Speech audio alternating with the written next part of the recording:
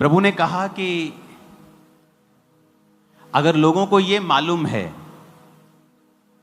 कि जब उनको पेट की दिक्कत होती है वो घर बैठ के रोते नहीं रहते, पेट के डॉक्टर के साथ अपॉइंटमेंट बुक करते हैं और पेट के डॉक्टर को दिखा देते हैं। जब उनको आंखों की दिक्कत होती है वो आंखों के डॉक्टर के पास चले जाते हैं। आप घर बैठ के रोते नहीं रहते कि मेरी आंखें खराब है, मेरी आंख, आप जाते हैं और डॉक्टर के पास चले जाते हैं। पर जब एक क्रिश्चियन को प्रॉब्लम होती है वो घर बैठा रोता रहता है। अगर उसे हीलिंग चाहिए तो परमेश्वर ने लोग ठहराए हैं जिनके पास हीलिंग का वरदान है, वो उनके पास नहीं जाते, इसलिए वो रोते रहते हैं। इसीलिए प्रभु उनको बाइबल में बच्चा कहता है, मंदबुद्धि और मूर्ख कहता है, कि उन्हें सांसारिक बातों की तो नॉलेज है कि अगर मेरे फाइनेंस में गड़बड़ है तो मुझे अच्छे सीए के पास जाना है, अगर मेरे मकान में कोई दिक्कत है तो मुझे मिस्त्री के पास जाना है, मेरे साउंड में कुछ दिक्कत है तो मैं अच्छी टीम बुलाऊंगा दिल्ली से साउंड की, मुझे चेक करे। पर जब आपको कोई दिक्कत होती है तो आप ये भूल जाते हैं कि परमेश्वर ने लोग ठहराए हैं जिनके पास आपको जाना होगा। अगर परमेश्वर ने डायरेक्ट अपनी आत्मा के द्वारा कार्य करना होता तो वो कभी ना कहता कि मैंने चर्च में pastors, evangelist, profits, apostles, teachers ठहराए हैं। वो ये कहता कि मैंने अपना आत्मा ठहराया है जो तुम्हारी जिंदगी में काम करेगा। लेकिन वचन क्या कहता है? उसने कहा मैंने चर्च में इन लोगों को ठहराया है कि मसीह की देह उन्नति पाए। आप हील होंगे, आप उन्नति करेंगे। मैं आपको बता रहा हूं, healing is a spiritual thing. आपके कमर में दर्द है, आप बैठकर प्रार्थना नहीं कर सकते फुल कंसंट्रेशन के साथ, लेकिन जब वो दर्द हील हो जाता है आप फ्री हो जाते हैं फुल पोटेंशियल के साथ प्रार्थना करने के लिए। सो healing, deliverance is a spiritual thing. ये कोई शारीरिक चीज नहीं है जिसको लोग, जिसकी निंदा करने लगते हैं क्योंकि उनके पास वो वरदान नहीं है। हाथ ना आए थू कोड़ी। ऐसे पास्टर्स भी हैं जिनके पास हीलिंग का वरदान नहीं है। अपने प्रचार से उनकी चर्च में लाखों लोग हैं जो लोग ये बोलते हैं कि हमारे पास हीलिंग का वरदान नहीं, हम सच बोलते हैं इसलिए हमारे पास लोग थोड़े हैं। मैं आपको अकेले प्रचारक बता देता हूं जो इस इंडिया की दूसरी सबसे बड़ी चर्च है, वहां पे 3.5 लाख मेंबर हैं, सिर्फ प्रचार करता है पास्टर।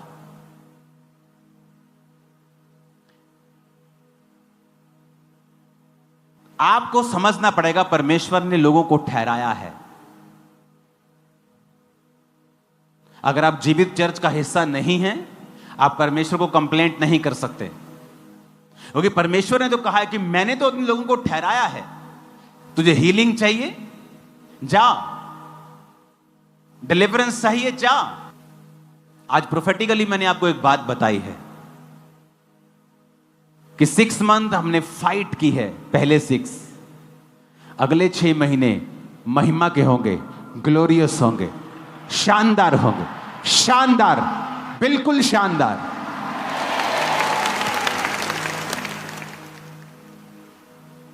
लोगों को लगता है शायद फेसबुक से नाम पढ़ के प्रोफेसी करना प्रोफेसी है, वो प्रोफेसी नहीं है। आप अपने लोगों को देखेंगे, अपने रिश्तेदारों को, दोस्तों को देखेंगे कि वो स्पिरिट डबल ट्रिपल 10 गुना ज्यादा खिंचाहट से उनको अपनी ओर खींच रही है और परमेश्वर के भवन में लेके आ रही है। वो आत्मा आप देखेंगे उनके साथ, आप देखोगे। ये प्रोफेटिक वर्ड है जो मैं आपको दे रहा हूं। जैसे जैसे टेक्नोलॉजी बढ़ेगी, एविएशन में बहुत सी नई टेक्नोलॉजी आप देखोगे। फ्यूचर तो ऐसा होगा कि जहाज क्रैश होने की घटनाएं 0.something% पे आ जाएंगी, इतनी कम हो जाएंगी। टेक्नोलॉजीज ऐसी होंगी कि किसी को बंदूक से मारने की जरूरत नहीं पड़ेगी। आप उसको दूर से बिना बंदूक से मार पाएंगे, और लोगों का डिप्रेशन हाईएस्ट लेवल पे होगा। छोटे छोटे बच्चे भी डिप्रेशन का शिकार होंगे फ्यूचर में, और इसीलिए परमेश्वर की ओर लोग ज्यादा होंगे, विरोध भी ज्यादा होगा, अंधेरा भी ज्यादा होगा और उजाला भी ज्यादा होगा।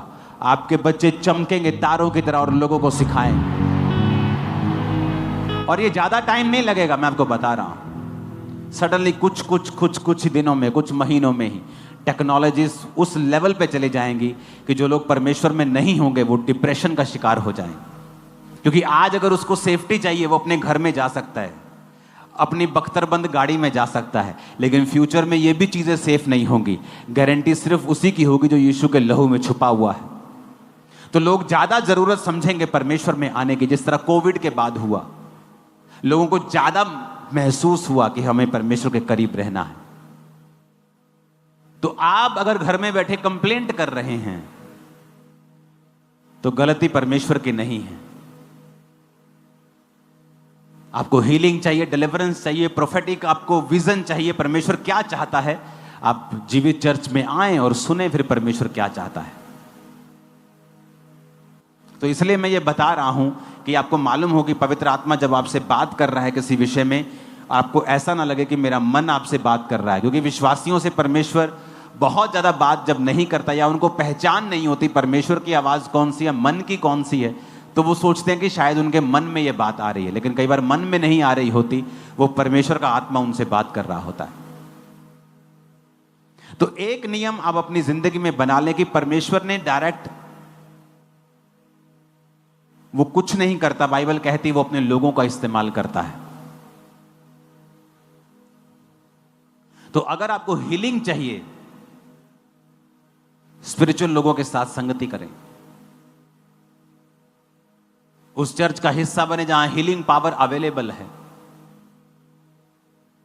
मैं हील हुआ कि नहीं हुआ यह बात अलग है, लेकिन अगर एक कैंसर वाला हील हो रहा है, एक HIV वाला हो रहा है, तो सब हो सकते हैं, क्योंकि वो ग्रेस उस चर्च के ऊपर अवेलेबल है।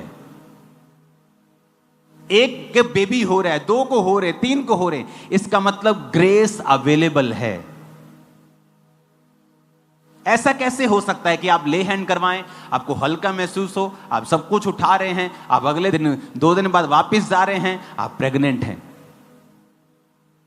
ऐसा कैसे? आपकी फैलोपियन ट्यूब ब्लॉक है, आपको HIV है, सब कुछ नेगेटिव लाइफ में बुरा चल रहा है, आप चर्च में बैठे हैं 3 साल से, समथिंग एक दिन समडे प्रेयर होती है, आप पेट पे हाथ रखती हैं, आपको गर्म महसूस होता है, अगले महीने में आप प्रेग्नेंट होती हैं। ऐसा कैसे हो सकता है?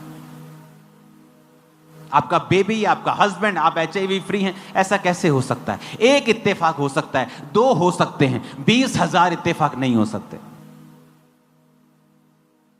एक संडे कम से कम आप 20-25 गवाहियां रेगुलर सुनते हो, 70 से 100 गवाहियां आप इंस्टेंट सुनते हो।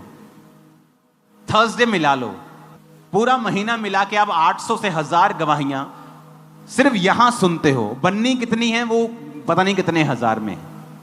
एक साल में क्या 25,000 इत्तेफाक हो सकते हैं? एक को जोश चढ़ गया, 2 को चढ़ गया, 25,000 को जोश चढ़ गया। 25,000, अगर 25,000 गवाहियां लोग दे रहे हैं तो वो सचमुच परमेश्वर कर रहा है। अपने पड़ोसी को जोर से बोलना ये बात, बोलो अपने आप कुछ नहीं होता, तुम्हें करना पड़ता है। फिर से कहो, पहला शमूएल 22 उसकी 1 आयत में लिखा है, दाऊद वहां से चला और बचकर अदुल्लाम की गुफा में पहुंच गया। यह सुनकर उसके भाई, उसके पिता का समस्त घराना उसके पास गया। कब की बात है ये? ये तब की बात है जब दाऊद की जिंदगी में फाइट चल रही थी। शाऊल उसकी जान के पीछे लगा हुआ था, मारने के लिए उसको उसका पीछा कर रहा था।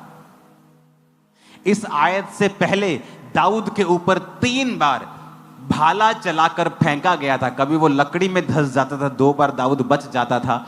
दाऊद को मारने की कोशिशें की गई थी 5 से 6 से 7 बार।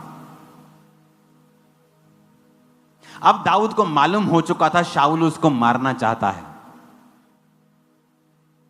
शाऊल का बेटा योनाथन उससे प्यार करता था और उसको हमेशा बचाता था।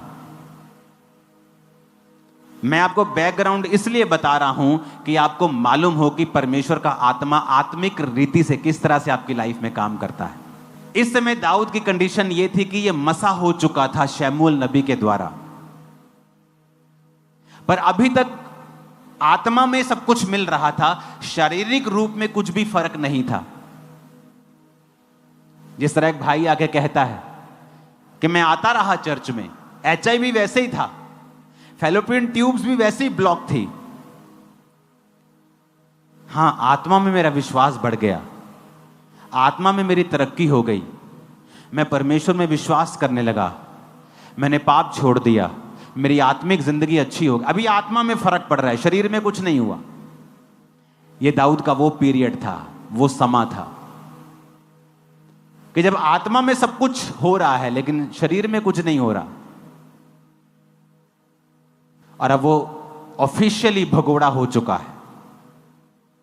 पहले वो शाऊल के सामने रहता था, शाऊल पर दुष्ट आत्मा चढ़ता था, वो वीणा बजाता था, गाता था, शाऊल चंगा हो जाता था। चंगा होता था तो शाऊल को अच्छा लगता था। बीच बीच में दुष्ट आत्मा शाऊल पे अटैक करता था और वो जेलसी करता था दाऊद से, और बीच बीच में उसको मारने के लिए भाला चलाता था। वो डेंजरस थिंग कि आप किसी के सामने मिनिस्टर कर रहे हैं और शाऊल उस पे भाला चला रहा है, और हर बार वो बच जाता था। अब बात इससे आगे चली गई थी। अब वो ऑफिशियली भगोड़ा था, यानी उस देश से ही भाग चुका था। कुछ हुआ, क्या हुआ? 2 आयत में कुछ हुआ, देखेंगे। मैं 1, 2, 3 पढ़ूंगा, क्वायर के साथ और कलीसिया के साथ हम मिलकर पढ़ेंगे। पहला शमूएल 22 की 1 हमने पढ़ ली है कि दाऊद वहां से बचकर गुफा में पहुंचा अदुल्लाम की। 2 आयत को हम पढ़ेंगे, 1, 2, 3। और जितने संकट में पड़े थे और जितने ऋणी थे और जितने उदास थे, वे सब उसके पास इकट्ठे हुए। सब ऊंची आवाज़ें बोलो, बोलो। जितने कर्जाई थे, जितने उदास थे और जितने मुसीबत में थे,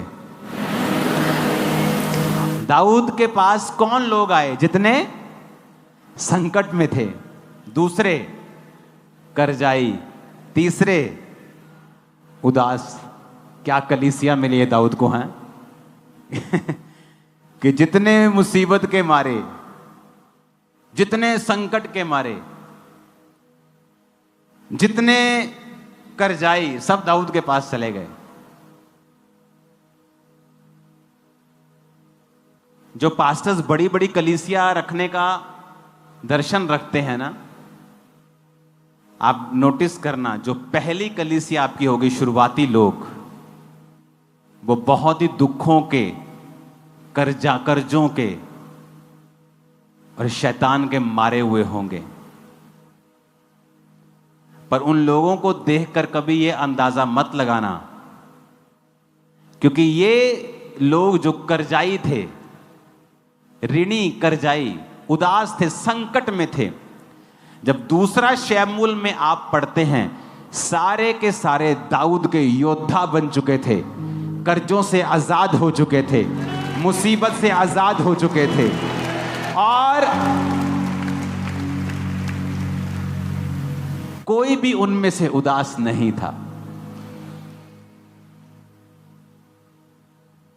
it's a perfect demonstration, perfect उदाहरण है कि अगर आप ऐसे व्यक्ति के साथ जुड़ेंगे जो दर्शन में हो। अभी दाऊद की जिंदगी में भी कोई बड़ा काम नहीं हुआ है, लेकिन वो आत्मिक है, स्पिरिचुअल मैन। जब मैंने खामरा चर्च स्टार्ट की थी, क्या था मेरे पास? कुछ नहीं था मेरे पास। मैं अपना बिजनेस करता था, एक बिजनेसमैन था मैं। लोग आते थे, मैंने गरीब है, अमीर है, डोंट वरी, वचन। आज वही लोग हैं जो लाखों की सपोर्ट कर रहे हैं हर महीने चर्च की। वही लोग सेम सालों से आ रहे हैं यहां, आज भी जानते हैं मुझे, मैं मिलता हूं उनसे। और खुशी होती मुझे, पुराना मेंबर देखता हूं मैं, खुशी होती मेरे को। पता नहीं कहां पीछे पीछे बैठे रहते ये लोग, कभी कभी मिल जाते हैं, लेट आते हैं, कभी उधर बैठ जाते हैं ओवरफ्लो में। अब यहां पर वो ऋणी थे, ऋणी रहे, संकट में थे, संकट में ही रहे, उदास थे, उदास ही रहे, जब तक वो दाऊद के पास नहीं आए। क्या वो परमेश्वर को नहीं मानते थे? मानते थे। क्या वो प्रभु से प्यार नहीं करते होंगे? करते होंगे। लेकिन फिर ऐसा क्यों था? क्योंकि बाइबल कहती है, मैं तुम्हारे लिए अपने मन के अनुसार चरवाहे ठहराऊंगा जो तुम्हारी चरवाही करेंगे। आज आपकी स्पिरिचुअल लाइफ आप देखेंगे ना, आप मोटे हो चुके हैं, तगड़े हो चुके हैं अपनी स्पिरिचुअल लाइफ। शरीर में हम सब वेट लूज कर रहे हैं, लेकिन आत्मा में हम वेट लूज नहीं कर रहे हैं। ये लोग करजाई के करजाई रहे, संकट में थे, संकट में ही रहे, जब तक ये दाऊद के पास नहीं आए। आप क्यों विश्वासी हैं? जब तक आप एक जीवित चर्च का हिस्सा नहीं हैं, मैं आपको बताता हूं, आपकी मुसीबतें खत्म नहीं होंगी। क्योंकि परमेश्वर ने आपको एक दर्शन का हिस्सा बनाना है।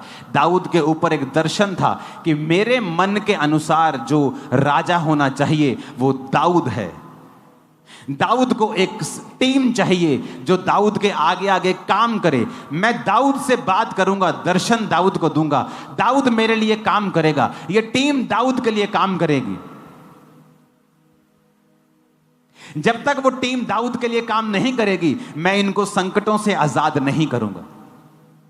मैं आपको सैकड़ों लोग बता सकता हूं जो एक समय सेवा में थे और भाग गए, आज मुसीबतों में हैं, और मुसीबतें छोटी नहीं है उनकी लाइफ में, और उन्हें लगता है ले हैंड से या एक मैसेज से या सॉरी मांगने से हमारी मुसीबतें खत्म हो जाएंगी। नहीं होंगी। क्योंकि परमेश्वर ने एक दर्शन दिया है, दाऊद को एक दर्शन दिया था कि दाऊद, मैं तुझे राजा बनाऊंगा क्योंकि तू मेरे मन के अनुसार चलने वाला है, तू मेरी प्रजा को आगे लेके जाएगा। ये मेरा दर्शन है। जितने लोग तेरा दर्शन में साथ देंगे,